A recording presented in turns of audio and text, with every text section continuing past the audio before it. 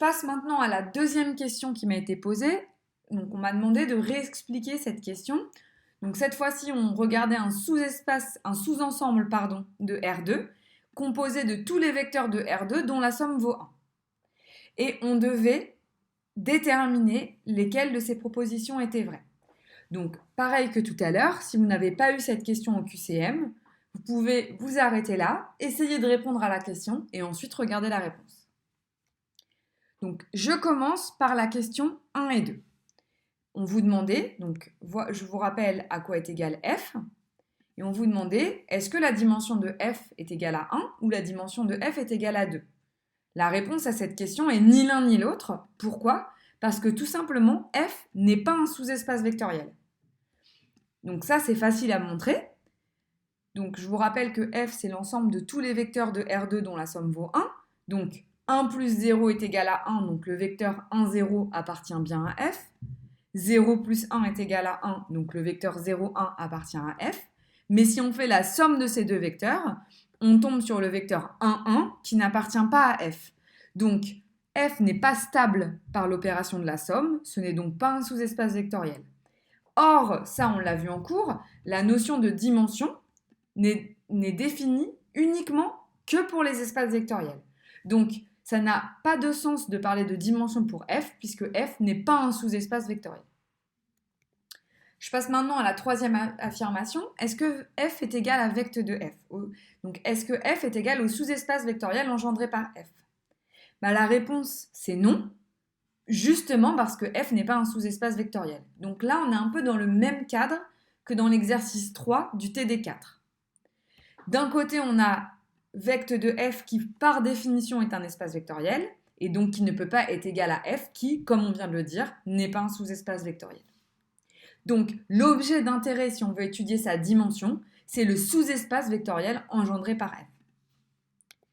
Donc, maintenant qu'on a réglé ce point-là, je vais corriger d'un coup toutes les dernières affirmations. Et on commençait par essayer de deviner, donc on devait savoir, est-ce que la dimension du sous-espace vectoriel engendré par f était égale à 1 ou 2. Donc la réponse, c'est 2. Avant d'expliquer pourquoi, je voudrais vous faire un rappel. Le sous-espace vectoriel engendré par f est un sous-espace vectoriel de R2. Donc sa dimension est plus petite que la dimension de R2. Donc la dimension de R2 étant 2, la dimension de vect de f est inférieure ou égale à 2. Donc elle ne peut être égale que à 0, 1 ou 2. Mais si elle est égale à 0, ça veut dire que le sous-espace vectoriel engendré par f ne contient qu'un seul élément qui est le vecteur nul.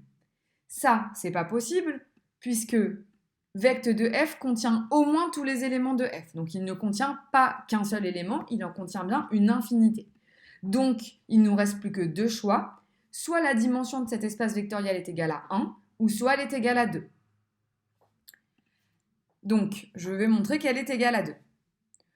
On a que le vecteur 0, 1 appartient à f. Ça, je l'ai dit tout à l'heure. Et 1, 0 appartient aussi à f. Donc, je peux réécrire ça d'une autre manière, équivalente, en disant que l'ensemble qui est composé de ces deux éléments est inclus dans f. Et dans le cours, vous avez une propriété qui vous dit que si a est inclus dans b, alors vect de a est inclus dans vect de b. Propriété qu'on applique très souvent. Donc, c'est le cas ici. Donc on a bien que le sous-espace vectoriel engendré par ces deux vecteurs est inclus dans le sous-espace vectoriel engendré par f. Or, qu'est-ce que cet espace-là ?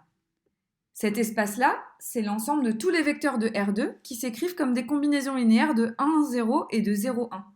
Mais ça, c'est tout simplement n'importe quel vecteur de R2. Donc cet espace-là est en fait égal à R2.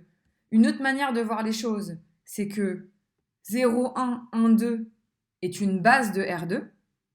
Donc, cet espace-là est un espace de dimension 2. Il est inclus dans R2. Donc, il a la même dimension que R2 et il est inclus dans R2. Donc, d'après votre propriété de cours, vous avez que cet espace est égal à R2. C'est une autre manière de voir les choses. Donc, le sous-espace vectoriel de f, ce qu'on vient de montrer ici, c'est que R2 était inclus dans le sous-espace vectoriel engendré par f, et par définition, c'est également un sous-espace vectoriel de R2. Donc, par double inclusion, on a que le sous-espace vectoriel engendré par f est égal à R2, et on peut réécrire ça de manière équivalente en disant que c'est égal au sous-espace vectoriel engendré par 0, 1 et 1, 2.